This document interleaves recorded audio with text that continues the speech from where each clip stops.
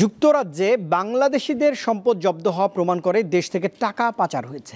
পাচার হয় এসব অর্থ ফেরত আনতে শিগগিরই আইনি প্রক্রিয়া শুরু করা হবে বলে জানিয়েছেন কেন্দ্রীয় ব্যাংকের governor doctor Ahsan H Mansur.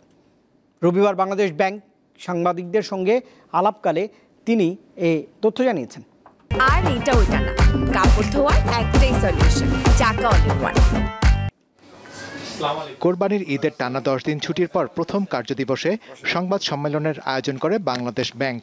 এতে কেন্দ্রীয় ব্যাংকের governor doctor Ahsan H Mansur কথা বলেন দেশের বাইরে পাচার হওয়া অর্থ ফিরিয়ে আনার ব্যাপারে। তিনি বলেন, সরকার চাইলে কেস টু কেস ভিত্তিতে আউট অফ কোর্ট সমঝোতা হতে পারে। এছাড়া যুক্তরাজ্য ও যুক্তরাষ্ট্র থেকে পাচার হওয়া অর্থ ফেরত আনা অপেক্ষাকৃত সহজ। অন্য দেশ থেকে এ প্রক্রিয়ায় পাচার হওয়া সম্পদ উদ্ধার করা কঠিন উল্লেখ করে গভর্নর বলেন, সব দেশের সঙ্গেই আলাপ আলোচনা চলছে। ইউকেতে আমাদের সাথে যোগাযোগটা টেকনিক্যাল লেভেলে অনেক গভীর। 2 নম্বর হচ্ছে তারা আমাদেরকে যথেষ্ট সহায়তাও দিচ্ছে, এই ডকুমেন্ট প্রিপারেশনেও তারা সহায়তা দিচ্ছে, টেকনিক্যাল সাপোর্টও দিচ্ছে আমাদেরকে। ঢাকাতে থেকে তারা 6 মাসের জন্য এসে এখানে সহায়তা দিচ্ছে আমাদেরকে। তিনি জানান, পাচার হওয়া অর্থ ফিরিয়ে আনতে আদালতের বাইরে সমঝোতা হবে কিনা সে ব্যাপারে সিদ্ধান্ত নেবে সরকার। আউট অফ কোর্ট সেটেলমেন্ট আমাদের যেটা এডিআর পদ্ধতি আছে, তো আউট অফ কোর্ট সেটেলমেন্ট যদি যেতে হয় সেটাও একটা প্রক্রিয়া।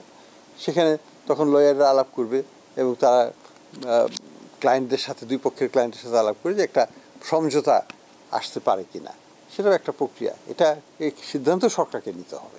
এক প্রশ্নের জবাবে গভর্নর জানান, বিদেশে পাচার হওয়া অর্থ উদ্ধার প্রক্রিয়া থেকে সবার নজর অন্যদিকে নিতেই তাকে ব্যক্তিগতভাবে আক্রমণ করা হচ্ছে। সামনে আনা হয়েছে দুবাইয়ে তার মেয়ে মেহরিন সারা মনসুরের নামে কেনা 45 কোটি টাকা মূল্যের বিলাসবহুল একটি ফ্ল্যাট কেনার প্রসঙ্গ। গভর্নর জানান, দেশ থেকে $1 বিদেশে নেননি তিনি।